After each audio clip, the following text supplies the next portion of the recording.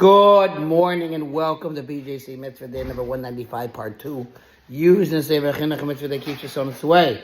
And we're continuing with the ervah of one's daughter. One of the prohibitions. And again in the third book, Vayikra, Parshas Hachinuch.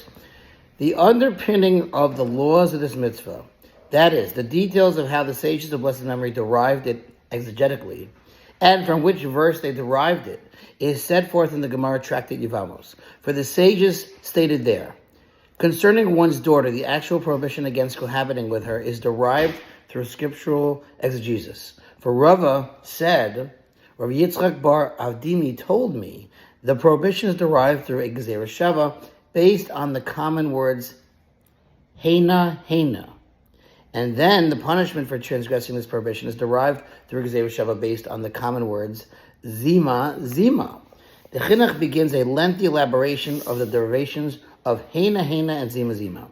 This means to say that in the context of the prohibitions against revealing the ervah of one's son's daughter, which was mitzvah number 193, and one's daughter's daughter, which was mitzvah 194, Scripture states the phrase ervascha Heina.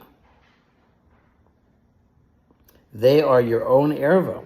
Thus, the Torah used the word Heina in the context of the prohibition against cohabitation with one's descendants, his granddaughters, and in the context of the prohibitions of one's wife's descendants, namely woman and her daughter. One's wife's daughter, mitzvah 203, will get there. A woman and the daughter of her son. One's wife's daughter, mitzvah 204, and a woman and the daughter of her daughter. One's wife's daughter's daughter, which is mitzvah 205. Scripture also states the term Heina, as is written at the end of this parsha, Achrei Mos, Sha'ara Heina. They are close relatives. Thus, the Torah uses the word Heina both in the context of cohabitation with one's own offspring and in the context of cohabitation with one's wife's offspring. This common usage of Heina links the two contexts by means of a Gezerah Shava. That's the idea of Gezerah Shava, taking a word here and a word there and connecting the two. I'll do a little more.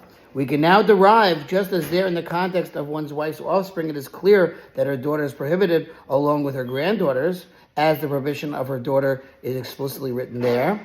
So to here in the context of one's own offspring, where Scripture explicitly prohibited the daughter of one's son and the daughter of one's daughter, the same prohibition applies to one's daughter, even though the verse did not specify that she is prohibited. For we derive it through this Gezerah Shav of Heina, Heina, and we will continue, God willing, tomorrow. Thanks for listening to Response Future Mitzvah 36, 100 for the gold. Have a wonderful day.